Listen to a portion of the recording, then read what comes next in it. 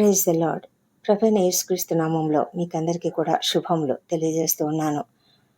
దేవుడు తన యొక్క నూతనమైన వాత్సల్యంతో మరొక దినాన్ని మనకిచ్చాడు.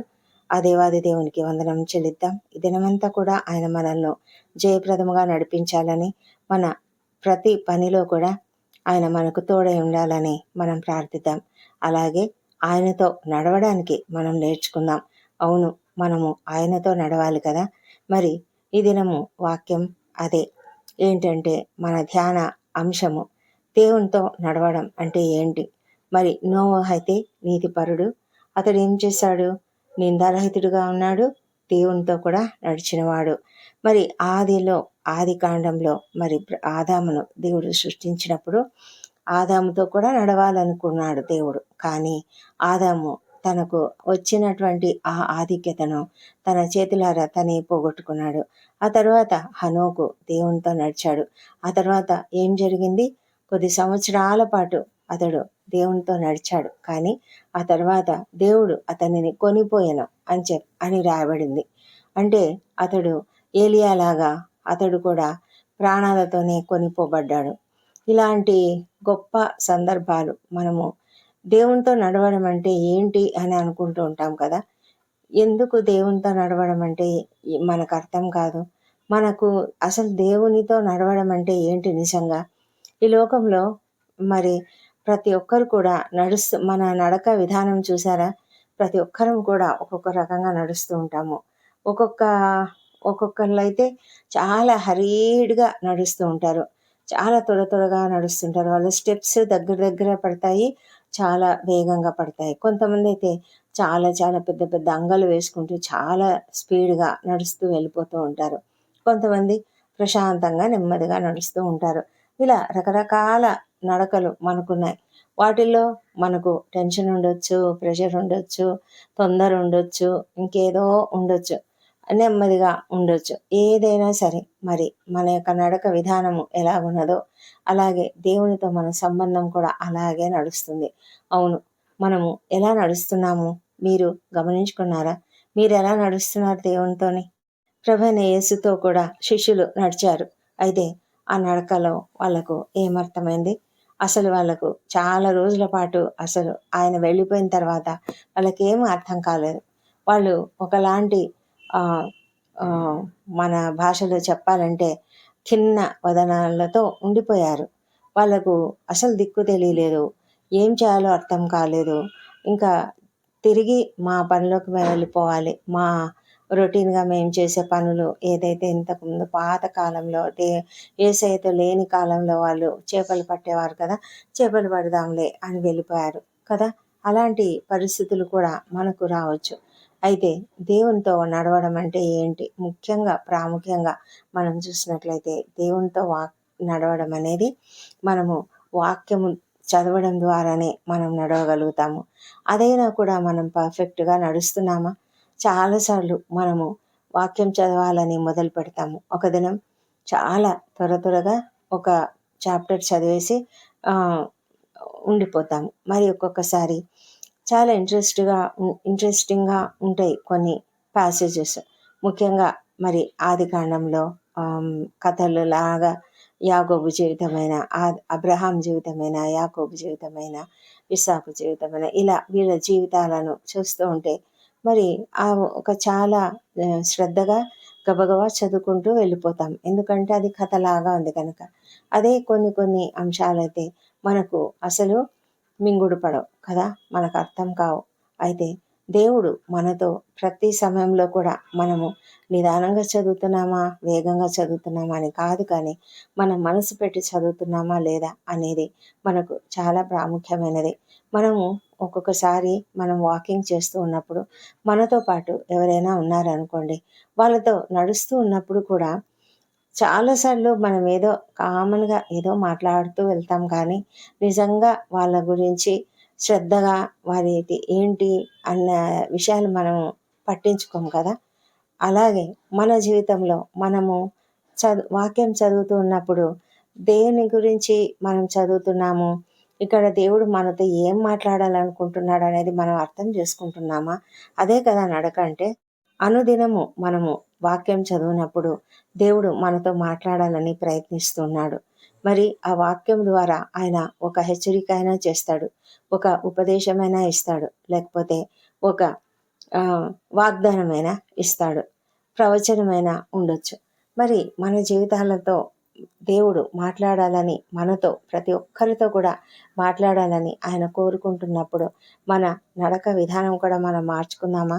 మనతో నడుస్తున్నటువంటి వారితో కేవలం ఏదో మామూలుగా సాధారణంగా సాదాసీదాగా నడవడం కాదు, కానీ వారిని గురించి సంపూర్ణంగా తెలుసుకోవడానికి ప్రయత్నిస్తే మనము వారితో స్నేహము అధికం చేసుకోవచ్చు కదా. వాళ్ళతో స్నేహబంధం అధికంగా గట్టిపడుతుంది కదా. అలాగే మనము దేవునితో మాట్లాడాలంటే దేవుని వాక్యమును చదివినప్పుడు ఆ చదువులో మనము చాలా శ్రద్ధగా మనం చదువుకుంటూ వెళ్ళినప్పుడు మనం దేవుని గురించి అర్థం చేసుకుంటాము. కాబట్టి మనము మనం ఎలాగా నడవాలి దేవునితో అంటే, మరి నోవహు ఏం చేశాడు? దేవునితో నడిచాడు. మరి వాకింగ్ అంటే, నడవడం అంటే అది రెగ్యులర్గా జరిగిందని అర్థం. దేవునితో నడిచాడు. హనోకు కూడా దేవునితో నడిచాడు. దేవునితో నడిచినటువంటి సేవకులు అనేక మంది ఉన్నారు. కాబట్టి అదేవిధంగా మనం కూడా దేవునితో నడవడం అంటే ప్రతిరోజు, ఇప్పుడు వాకింగ్ అంటూ ఒక టైం పెట్టుకుంటాం కదా. వాకింగ్ అంటే తెల్లవారుజామున త్వరగా వెళ్ళి త్వరగా ఆ వాకింగ్ చేసినప్పుడు మనం ఏ ప్లేస్లో అయితే వాకింగ్ చేస్తామో అక్కడ చాలా ప్రశాంతంగా ఉంటుందని త్వరగా వెళ్తాము. మరి ఆలస్యమయ్యే కొద్దీ చాలా గజిబిజిగా గందరగోళంగా ఉంటుంది కనుక మనం ఆ టైం అవాయిడ్ చేస్తాం. అలాగే సాయంత్రం సమయాలు కొంచెం ప్రశాంతంగా ఉండేటట్లుగా మనము వెళ్ళి అక్కడ వాకింగ్ చేస్తూ ఉంటాము. వాకింగ్ చేసేటప్పుడు అనేక మందిని కలుస్తూ ఉంటాం. మనం బైబిల్ గ్రంథంలో అనేక మంది క్యారెక్టర్స్ని కూడా చదువుతూ ఉన్నప్పుడు మనం వాళ్ళతో నడుస్తున్నాం అన్నమాట. మరి దేవునితో నడుస్తున్నప్పుడు దేవుడు అనేక సంగతులను మనకు నేర్పిస్తూ ఉంటాడు. ఆ విధంగా నడవాలి. మరి అదేవిధంగా మనము దేవునితో నడుస్తున్నాం. నోవహు దేవునితో నడిచాడు. మరి మనం కూడా దేవునితో నడవాలి.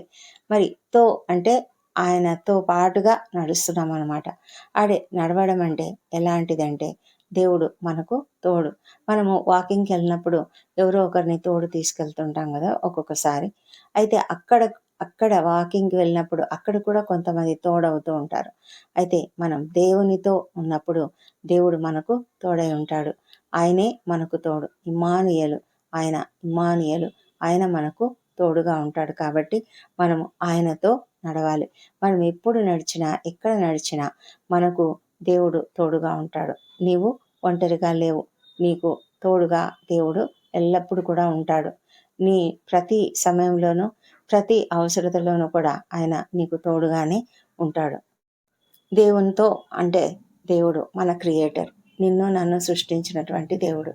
ఆయన నాకు సృష్టికర్త, నీకు సృష్టికర్త. కాబట్టి మనము మన సృష్టికర్త అయిన దేవునితో నడుస్తున్నామంటే ఎంత అద్భుతంగా ఉంటుంది, ఎంత ఆనందంగా ఉంటుంది. మన తండ్రితో, చిన్నపిల్లలు తండ్రితో నడుస్తూ ఉన్నప్పుడు ఎంత గొప్పగా ఫీల్ అయిపోతూ నడుస్తూ ఉంటారు. ఒక్కొక్కసారి తండ్రి చేయి పట్టుకుని చిన్నగా అడుగులు వేసే పిల్లలు కూడా ఎంతో సంతోషంగా, ఎంతో కాన్ఫిడెంట్గా, ఎంతో ధైర్యంగా నడుస్తూ ఉంటారనమాట.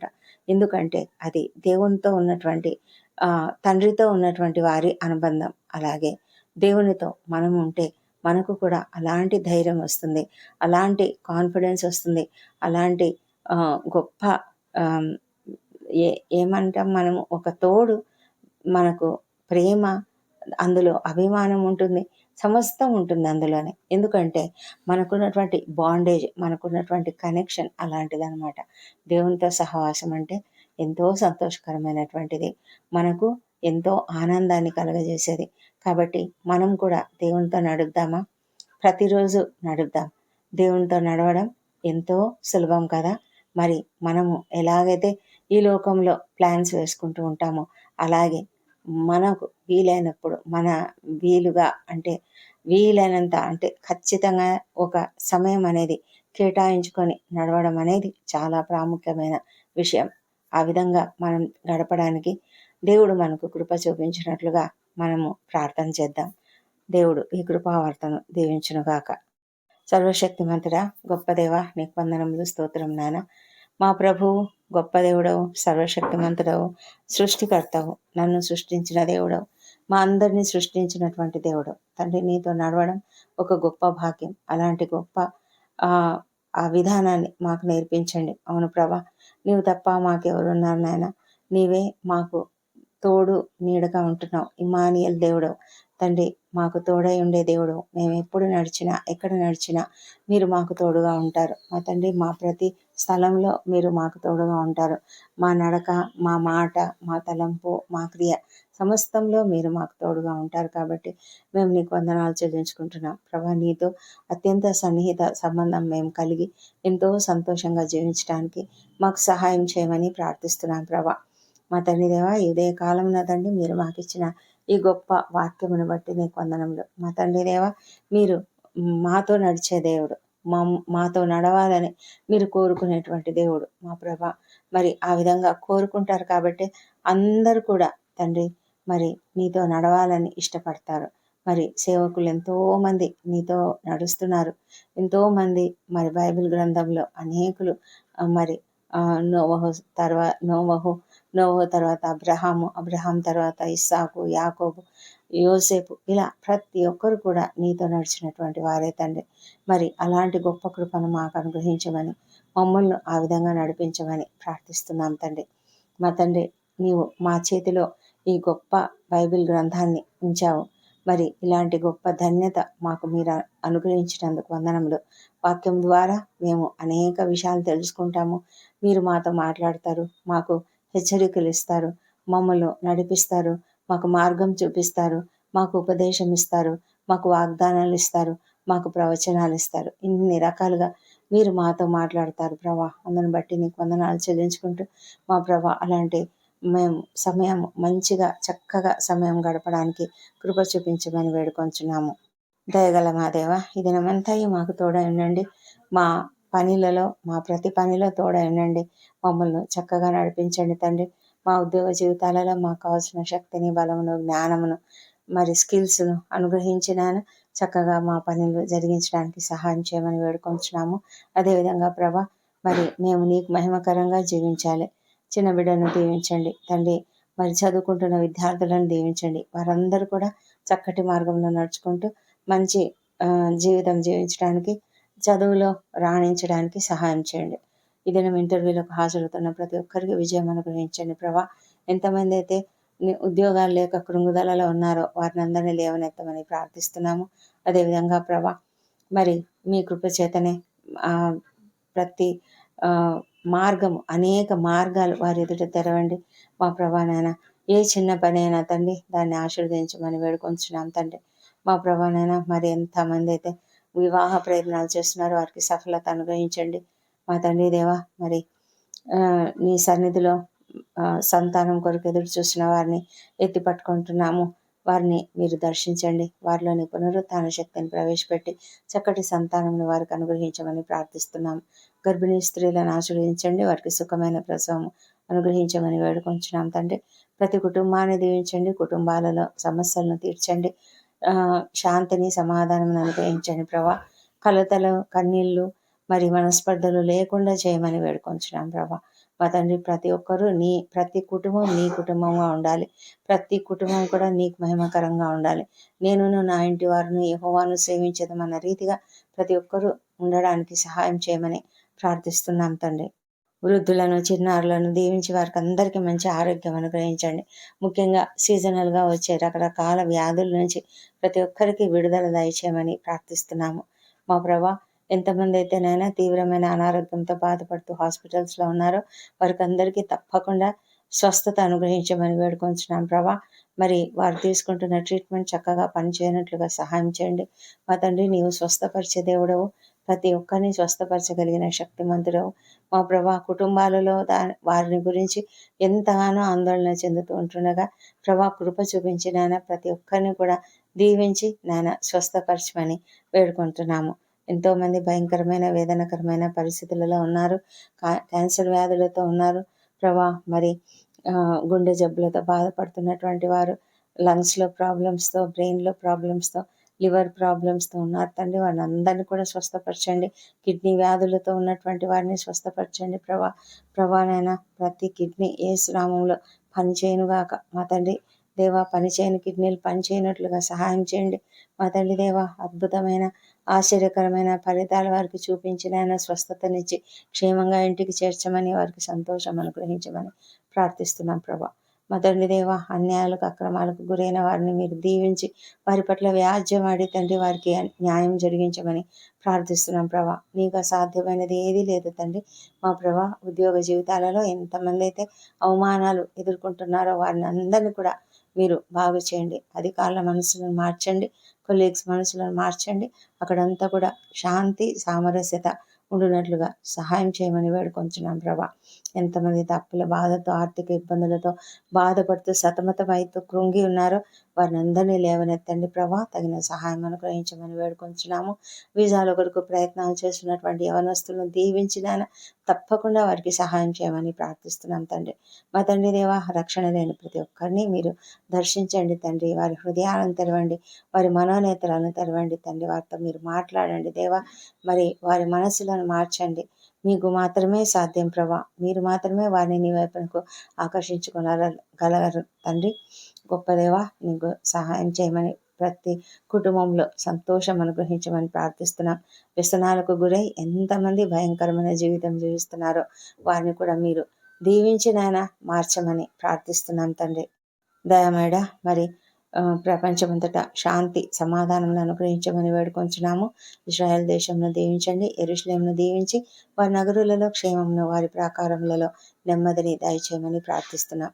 మా దేశంను దీవించండి. మా దేశంపై నీ పరిశుద్ధాత్మను కుమ్మరించి ప్రతి ఒక్కరూ నిన్ను తెలుసుకునేలాగా సహాయం చేయమని, అధికారులు, ఉద్యోగులు, పరిపాలకులు అందరూ కూడా మరి నీతిగా నిజాయితీగా పనిచేయనట్లు సహాయం చేయమని వేడుకొంచున్నాం తండ్రి దేవా.